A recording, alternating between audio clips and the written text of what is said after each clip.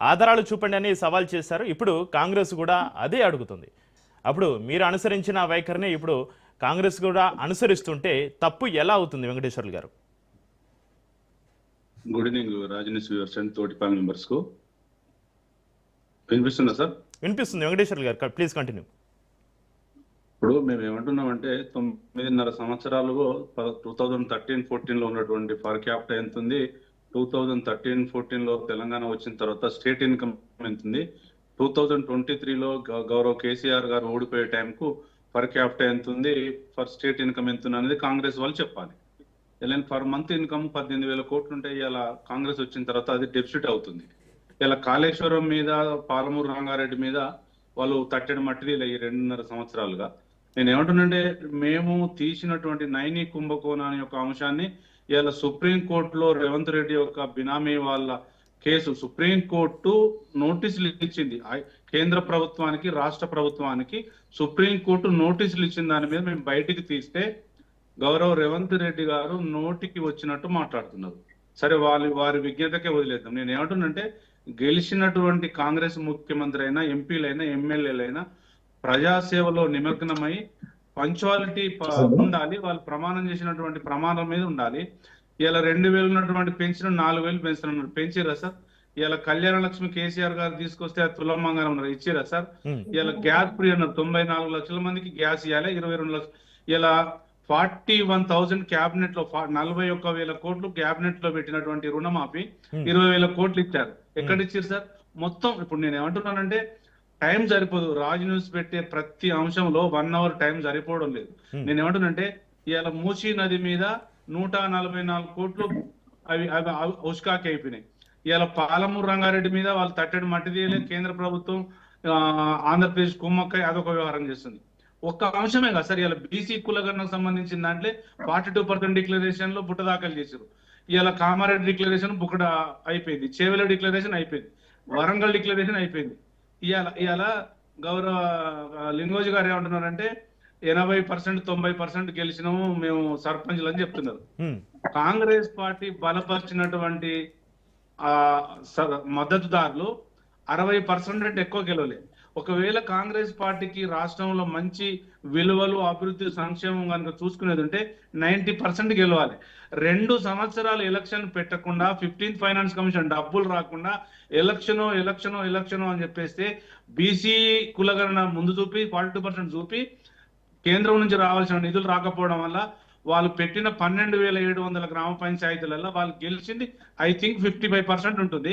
4,500 TRS party గెలిచింది, 700 BJP గెలిచింది, independent ఏకాభిప్రాయంతో వచ్చిన 1,000, వాళ్ళు ఒక 6,500 గెలిచినట్టుంది.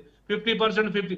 80 సంవత్సరాల చరిత్ర చూసుకుంటే ఎప్పుడు టీడీపీ ఉన్నా, బీఆర్ఎస్ ఉన్నా, కాంగ్రెస్ ఉన్నా, కమ్యూనిస్ట్ ఉన్నా 85% 90% సర్పంచులు గెలుస్తారు. అంటే గుర్తు లేని సర్పంచులు 80% గెలిస్తే మరి ఇలా మున్సిపాలిటీలు గెలుస్తున్నారు.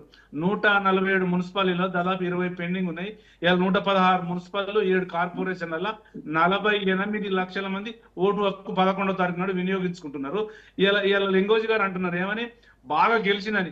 మరి మీ జనగామ జిల్లా ఉన్నటువంటి 131 విలేజ్లలో బీఆర్ఎస్ పార్టీ 85 గెలవలేదా?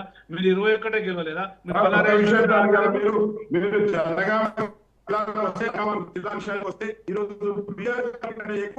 అది మీ టైంలో మాట్లాడండి. లింగేష్ గారు మీకు ఇచ్చే టైంలో మాట్లాడండి. లింగేష్ గారు మీకు ఇచ్చిన టైంలో మాట్లాడండి. మీకు ఇచ్చే టైంలో మాట్లాడండి. లింగేష్ గారు మళ్ళీ మీకు అవకాశం ఇస్తాను. లింగేష్ గారు సమయం తక్కువ ఉంది. లింగేష్ గారు కాంగ్రెస్ పార్టీ వాళ్ళకి ఇచ్చిన టైంలో వాళ్ళు లింగేష్ గారు ప్లీజ్ లింగేష్ గారు వెంకటేశ్వర్లు గారు మాట్లాడివ్వండి. లింగేష్ గారు మళ్ళీ మీకు అవకాశం ఇస్తాను. లింగేష్ గారు ప్లీజ్. వెంకటేశ్వర్లు గారు ప్లీజ్. చక్రి గారు, నా నెంబర్ మీ దగ్గర ఉంది, నేను మీకు డేటా పంపిస్తా. ఒక సీనియర్ జర్నలిస్ట్ లో మనం గ్రౌండ్ లోకి పంపిద్దాం.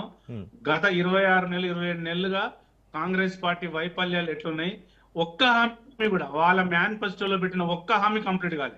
ఒక్కటంటే ఒక్క హామీ, ఒక బస్ ఫ్రీ అంటే బస్సు కూడా అది స్కీమ్ కాదు, అది లేడీస్ ఫ్రీ అంటారు, జెంట్స్ కు 100% 200% పెంచారు.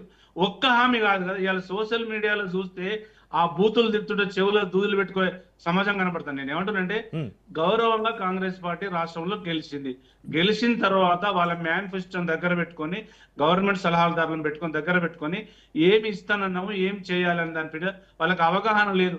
కరెంట్ ఇవ్వడం లేదు, వాటర్ రావడం లేదు, యూరియా కోసం భారతదేశంలో లేని మళ్ళీ లైన్లు వచ్చినాయి. ఒక్కటి కాదు చెప్పుకుంటూ పోతాను. నేను ఏమంటున్నంటే వాళ్ళ క్యాబినెటే చెప్పింది 41,000 కోట్లు రుణమాఫీ చేయాలని.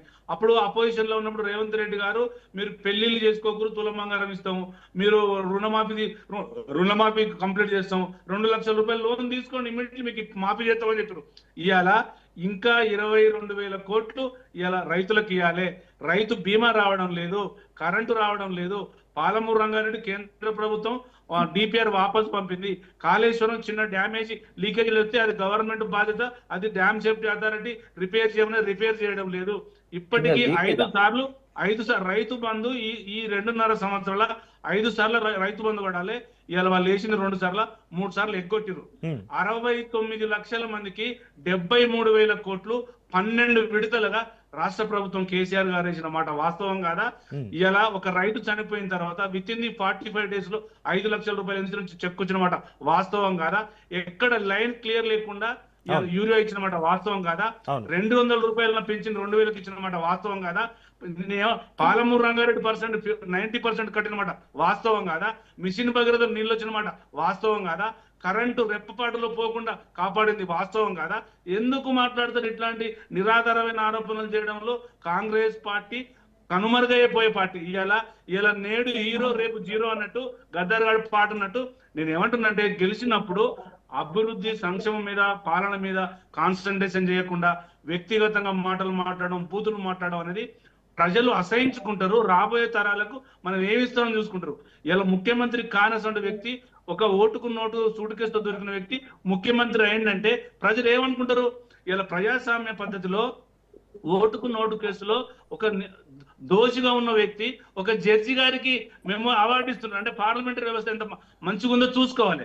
అట్లాంటప్పుడు మీరు చేసిన ప్రమాణాలను గుర్తుపెట్టుకొని ప్రజలకు పాలన చేయాలి తప్ప వ్యక్తిగతమైనటువంటి బూతులు మాట్లాడము, గలీజ్ మాట్లాడము, అడ్మినిస్ట్రేషన్ మాట్లాడము. ఇలా సంక్షేమం ఎక్కడ పోతుంది? ఇలా ఎక్సైజ్ డిపార్ట్మెంట్ ఇన్కమ్ ఎక్కడ పోతుంది? ఇలా స్టాంప్ డ్యూటీ ఇన్కమ్ ఎక్కడ పోతుంది? రియల్ ఎస్టేట్ ఎక్కడ పోతుంది? ఫర్ క్యాప్ ఎక్కడ పోతుంది? అన్ని చూసుకోకుండా మీరు డెఫిసిట్ లకు తీసుకొచ్చి కాంగ్రెస్ పార్టీ నడి బజార్లో బోర్ల బొక్కలు పడ్డది. ఇలా 10 మంది, ఇలా 7 SLPలు 3 రిట్ పిటిషన్లు. సుప్రీంకోర్టు ఏమంటుంది? మీరు వాయిదాలు వేసి లాగదీస్తున్నారు, మేము డిసిజన్ ఇస్తే మళ్ళీ గౌరవప్రదమైనటువంటి స్పీకర్ పోస్ట్ లో ఉండి బాగుండదు అనేది ఇస్తుంది. రేపు పొద్దున ఫిబ్రవరి 18 టైం ఉంది. రేపు ఒకవేళ స్పీకర్ గారు మళ్ళీ రికాల్ చేస్తే ఎక్కడ పరిస్థితి పోతుంది? అన్ని గ్రహించాలి. నేను ఏమంటున్నంటే ఏ పార్టీ అయినా అభివృద్ధి సంక్షేమం మీద ఓట్లేసి గెలిపించుకున్నప్పుడు ఆ ప్రజల యొక్క మేలు చూడాలి తప్ప ఇలా ఏం మేలు జరుగుతుంది? ఎక్కడ నిన్న రేవంత్ రెడ్డి గారు మిర్యాలగూడలో మీటింగ్ పెడితే ఆయన మాట్లాడుతుంటే కుర్చీలు పక్కకేసి ఆ బూతులు మాట్లాడుతుంటే ప్రజలు వెళ్ళిపోయింది మనం చూడడం లేదా? ఇప్పుడు ఎవరైనా ఏ పార్టీ వాళ్ళైనా ఆ పార్టీని కాపాడుకోవడంలో ముందుంటారు. కానీ ప్రజలు ఏం గ్రహిస్తున్నారు అనేది ఇలా మూడో కన్ను జర్నలిజం వాళ్ళకి ప్రతి వాస్తవాలు తెలుస్తాయి. ఇలా గ్రౌండ్ లో ఏముంటుంది, కాంగ్రెస్ పార్టీ 26 నెలలు ఏం చేసింది అనేది ప్రతి అంశం వారిగా వస్తుంది. కాబట్టి ఇప్పటికైనా కాంగ్రెస్ పార్టీ నైని కుంభకోణం యొక్క అంశాలు బయట పెట్టాలి. ఇలా సుప్రీంకోర్టు నుంచి అది సమన్లు వచ్చినాయి.